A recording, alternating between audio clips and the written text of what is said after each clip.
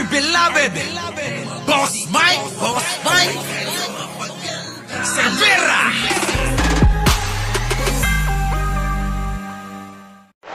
Yo, magandang umaga, magandang hapon at magandang gabi sa amandako ng mundo. Naroon kayo, syempre, magandang buhay na rin para sa ating lahat, mga kababayan ko. At syempre, bago natin umpisahan itong ating vlog ngayong araw na ito, mga kababayan, huwag niyo hong kakalimutan mag-like, mag-share at mag-subscribe. Opo, mga kababayan, napansin ko po ito, mga kababayan, talagang parami na po ang mga tumutuligsa dito sa kampo ni Digunyo. Lalong-lalo na dito kay Roque, mga kababayan, kasi alam naman natin na itong si Roque ay talaga naman, yung bunganga nito hindi na nalalayo kay Maharlika. Parang kambal na nga silang dalawa. Kulang na lang nga talaga mag-asawa na sila. Kaya lang mukhang si Roque hindi papatusin yung isa sapagkat mukha lang lalaki pero alam niyo naman, iba gusto niya.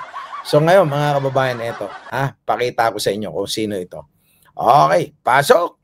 Yun, Okay mga kaibigan, nataong pong mahal na araw. Ito pong si Harry Roque mga kaibigan, nagdadrama. Bakit po? Panoorin po natin ito. Patong-patong na kaso ang isinampa laban kay dating presidential spokesperson Harry Roque at pro-Duterte vlogger na si Claire Contreras o mas kilala bilang Maharlika.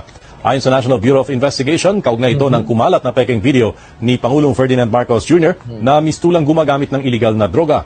Nauna nang itinuro ng isa pang vlogger na si Pebbles Cunanan na si Roque nga ang nasa likod ng tinaguriang polvoron video. Kabilang sa mga kinahaharap na kaso ay cyber libel, cyber at computer-related forgery, inciting to sedition. Ito naman ang kaso ni Roque.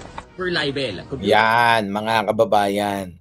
Hindi namang nakaila sa inyo yan. Yung mga kaso na yan matagal na nating, ilang beses na nating natalakay. Ano po, mga kababayan. Pero, eto nga dalawang ito, si Maharlika at saka si Roque ay hindi pa rin tumitigil kahit na patong-patong na rin yung kaso nila sa NBI at iba pa, mga kababayan. Sige pa rin na sige, mga kababayan. Kaya naman, eto nga mga kababayan natin, mga vlogger, influencer, ay napapansin na po siya at hindi na napipigilan din ng karamihan na yung mga dati, wala naman pakialam sa politika, tulad ni Kuya, mga kababayan, eto na. Parami na ng parami. Yung mga tumutuligsa sa kanila. Ano po, parami na ng parami tayo. Dumadami na yung kakampi natin. Ano po? Sige tuloy Kuya. Bakit? Related perjury at ito pong inciting to sedition. Yan po ang mga kinasupang dagdag kay Harry Roque mga kaibigan. Ngayon po, siya po ay nagdadrama kung nasan man po siya ngayon dahil sabi po niya, yung pagdadrama kasi naman Kuya niyan matagal nang ganun talaga yung yung style niya. Drama rito, drama doon, paawa dito, paawa doon. Ano po? Mga kababayan, yun na talaga si Roque Kuya. Hindi na nagbago yan, noon pa.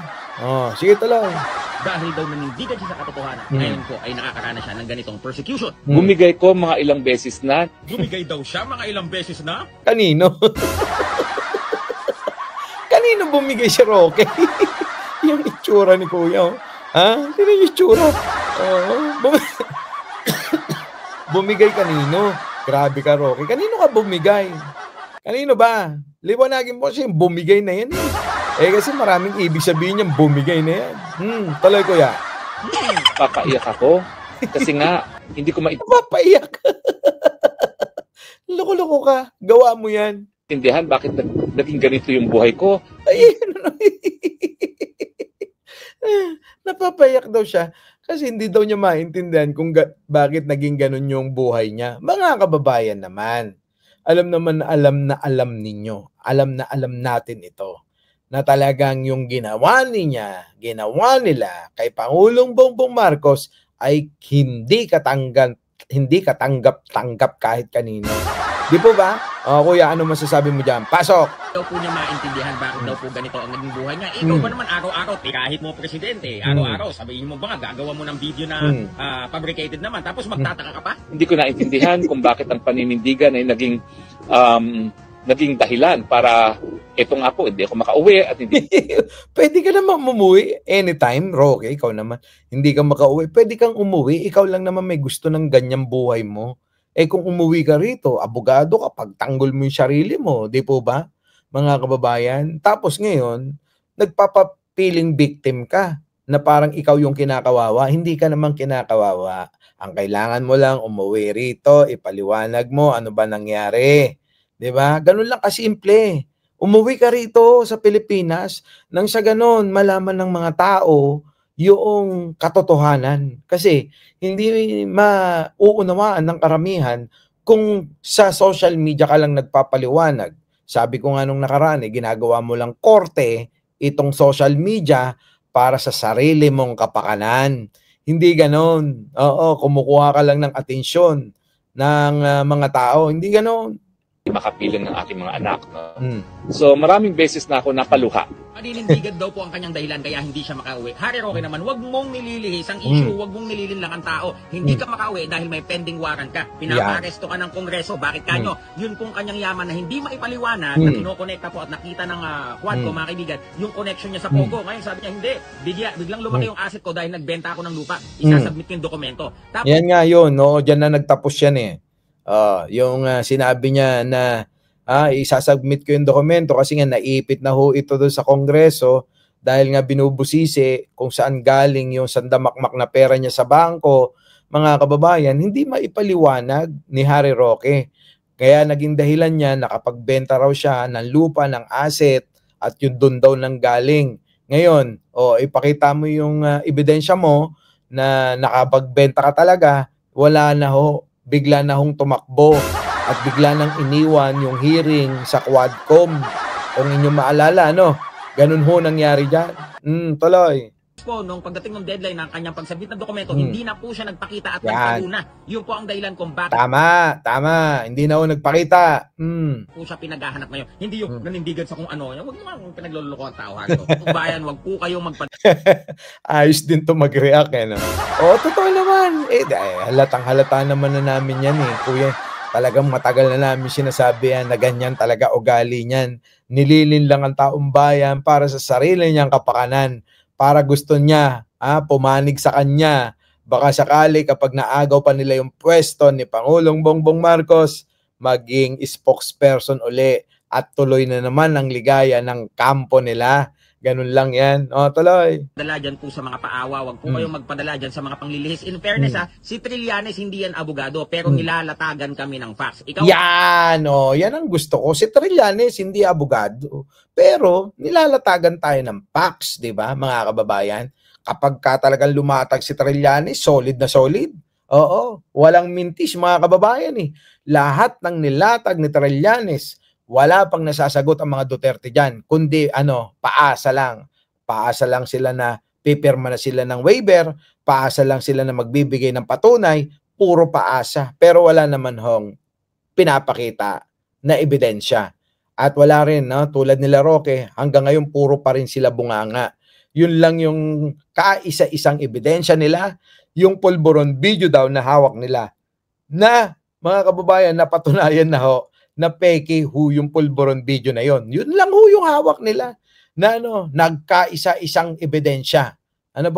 Kaisa-isang ebidensya na hawak ng kampo ni Duterte ay yung pulburon video lang ho na hawak-hawak ngayon ni Maharlika daw at ni Roque.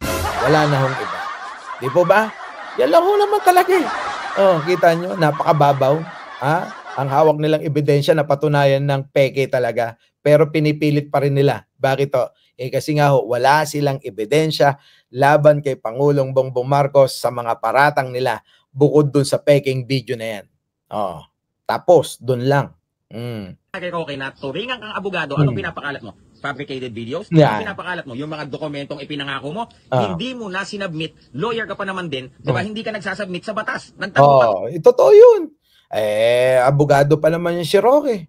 Mga kababayan, pero anong ginawa ni Roque? Wala, tinakasan niya yung kanyang pangako at yung obligasyon niya sa taong bayan para maipaliwanag sa ating lahat kung ano talaga totoo.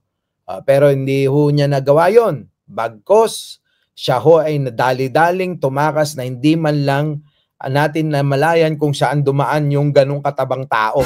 Ha, mga kababayan? Di ba? Tumakas ka, di ba? Oh. Comment down below, tao ba yan? Ano po sa tingin nyo ang sistema dito pong si Harry Roque na ngayon po ay instead na pumunta dito sumuko, nagdadrama. Harry Roque, walang nagpipigil sa umuwi. Umuwi ka dito, harapin mo ang asunto mo at syempre, alam mo naman yan, bailable naman yan, di ba? Para makita. Hindi, yung iba hindi bailable, kuya. Oo, hindi yung iba hindi bailable. Yung mga cyber libel, pwedeng mag-bail doon.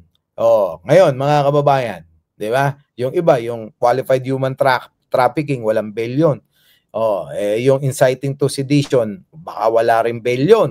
So, may hirapan si Roque. Kaya takot na takot umuwi yan.